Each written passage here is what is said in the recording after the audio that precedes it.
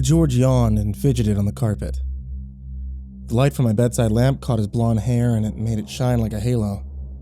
He twirled a lock from his fringe around his index finger, let it snap back into place, and started twirling it again. The kid looked bored. He'd obviously agreed to come round mine for a sleepover because I was new at school, and he wanted to see what kind of house I lived in. Get a sense of what I was like. But I could tell he was already regretting the decision.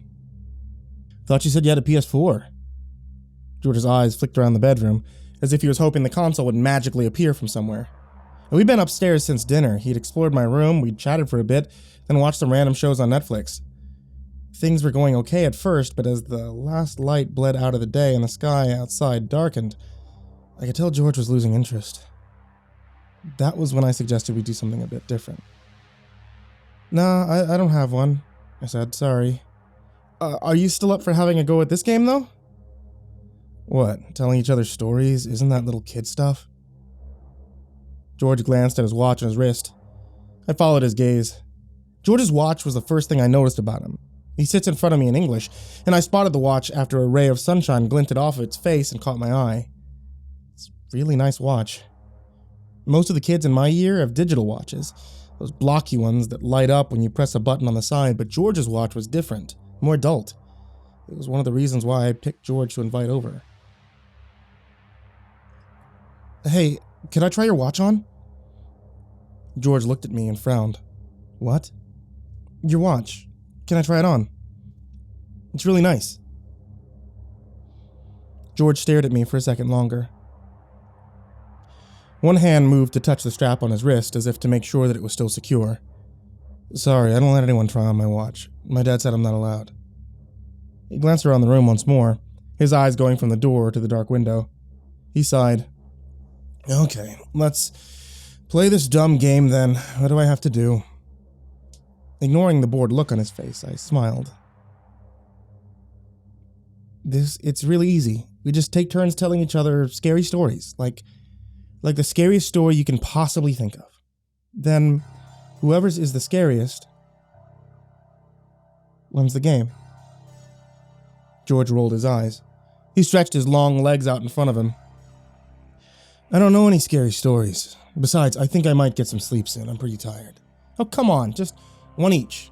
You must know at least one scary story. Everyone does. Plus, I know loads of good ones. I watched George's face for a reaction. Unless you're one of those kids that's frightened easily, that is. Then I guess you might not like the game. It was a risk. But George bit. I'm not scared of anything.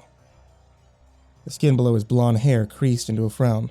I've watched horror films with my big brother that are rated 18. We even found one on YouTube that's banned, and I still watched it. I didn't say anything. Just looked back at George and smiled. After a few seconds, he let out another sigh. Fine, let's play your stupid game then. But after you're done failing to scare me, that's it. I'm going to bed. George went first. His story wasn't bad, in fairness. It was one that he said his uncle told him a couple of years back. Nothing I hadn't heard before. Basically, there were two kids, and one of them gets hit by a car and dies. And after the funeral, the mother gives the surviving kid some money to go and get liver from the store, something to cook up for dinner. Because he's sick in the head, though, the kid pockets the money, digs up his brother, removes his liver instead. Then, later that night, the dead brother rises from his grave to come and get the kid in his sleep.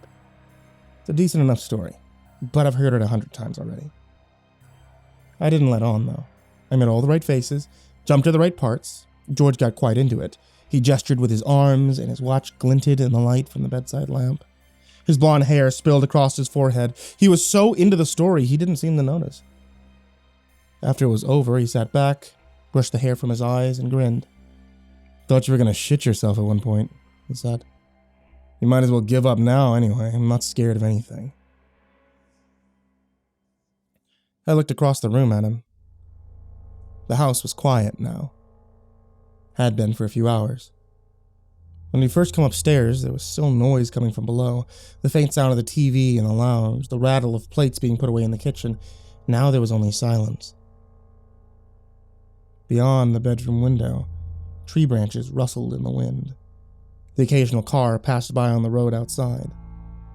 That was it. I grinned at George.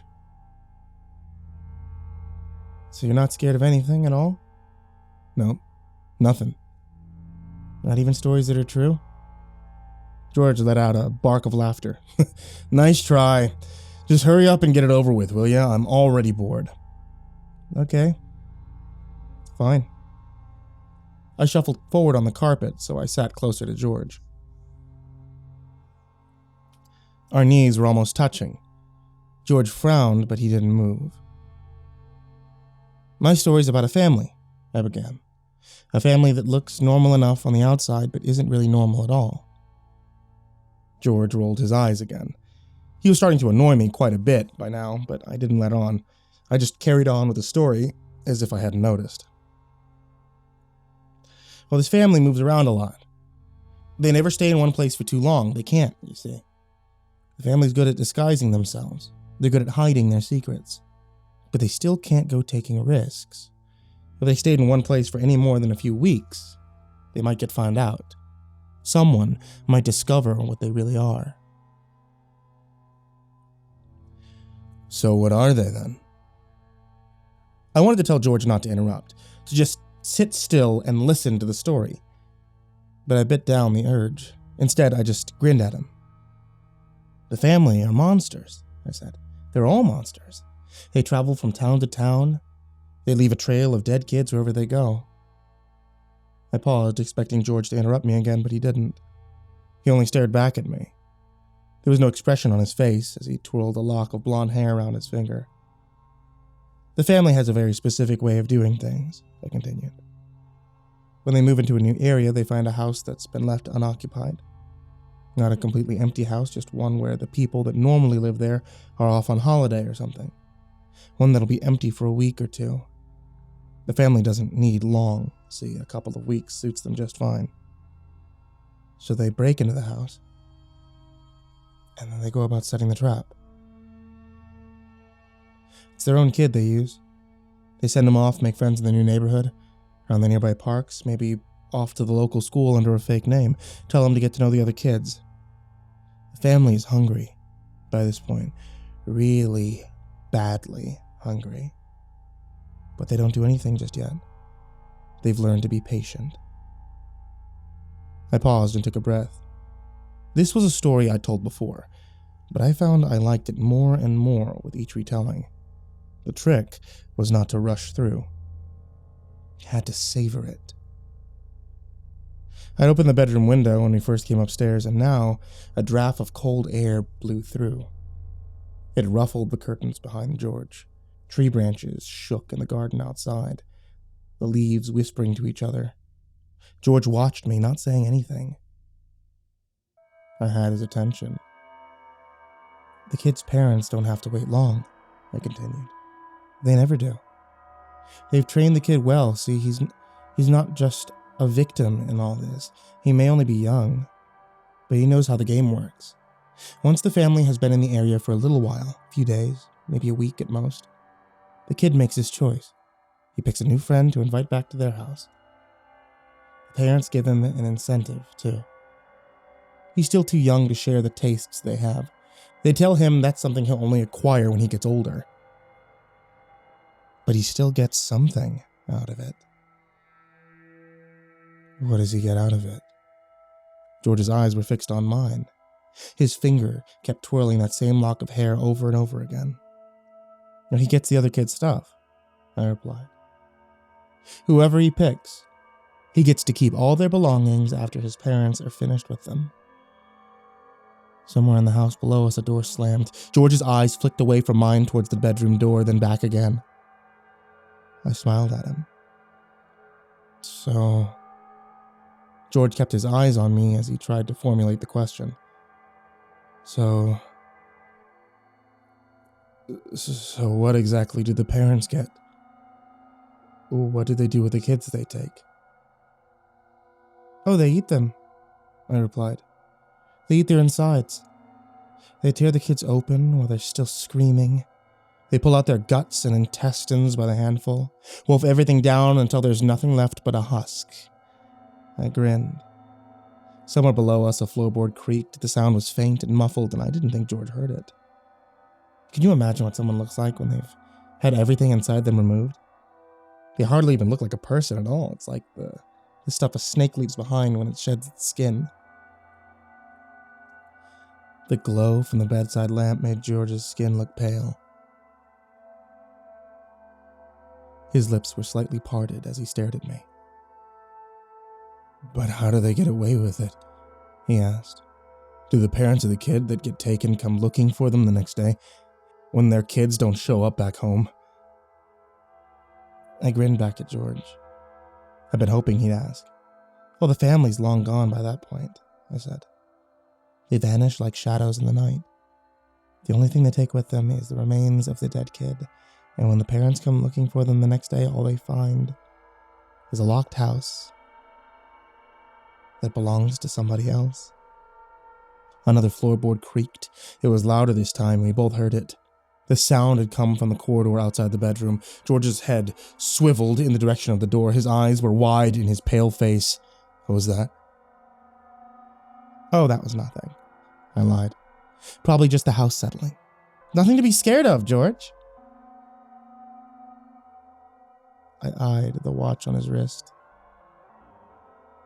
and imagined what it would look like on mine. From the corridor outside came the soft sound of approaching footsteps.